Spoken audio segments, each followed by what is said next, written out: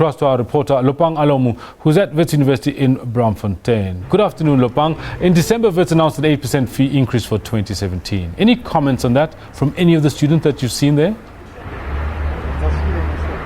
Well, a very good afternoon to you in studio, Kendall, and to the viewers. Definitely, December, when Wits announced that there'll be an 8% fee increment, students went they went crazy because they were saying that what they were fighting for throughout the whole year, which was fees must fall, rather, the fact that the university did not pay attention to them, but also been speaking to a number of first-year students. As you would know, Wits only accepts 7,000 new first-year students. So now thousands of students more have already applied, and now it's a contention to see who will get space into the university and who will not get space. Another problem, though, another challenge that a lot of students have been facing is the exclusion. So when they financially excluded, we're talking about second and third year students as well, when they financially excluded, they are unable to register, which makes it difficult for them to come back and complete their studies. I've got a returning student here with me, Oli Nukeri, who will give us an insight as to the challenges that these students face as well. Oli,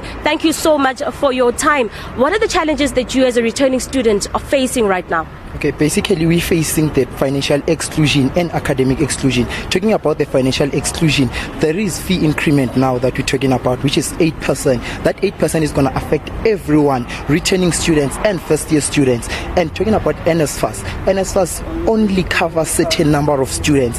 And when the fees are more than 65,000 or so, it depends on the money that they give us. But if the fees are more than the money that they give us, it's a problem, because you're gonna end up having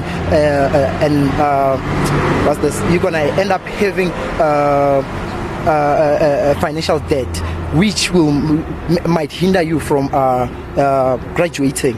And then now talking about academic exclusion is real adverse. People are being excluded, and when you apply for readmission, there's a minimum chance for you to be readmitted, and it takes time. You might wait until February. Just to go back to the financial issue, how are you going to pay your registration fee? Okay, paying registration fee from now, from my own point of view now, I don't know, because I don't have money at the moment. So, and I'm still waiting for NSFAS to respond. I don't know when are they going to respond. So this is affecting everyone at Wits, like everyone who was using NSFAS. I even had anyone who said, like, I got funding now. Yeah. Thank you so much for your time. Well, that was Oli Nukeri, a third-year returning student, who gave us an insight as to some of the challenges that he faces as a returning student. But just to go back to the registration process, the university did indicate to us earlier, as we spoke to them over the phone, that all processes are followed duly, and that they're ensuring that those who applied are responded in time, and those who applied are given a chance to register this week, as this is the official registration week for first-year students.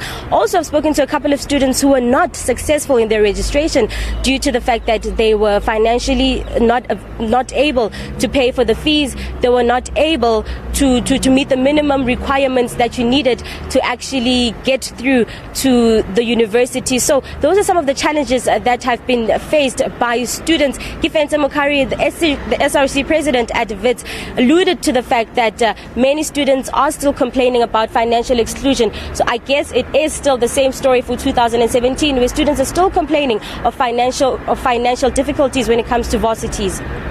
Lopang, thank you very much for that in-depth report back on what's happening at Wits Braamfontein on this first day of registration.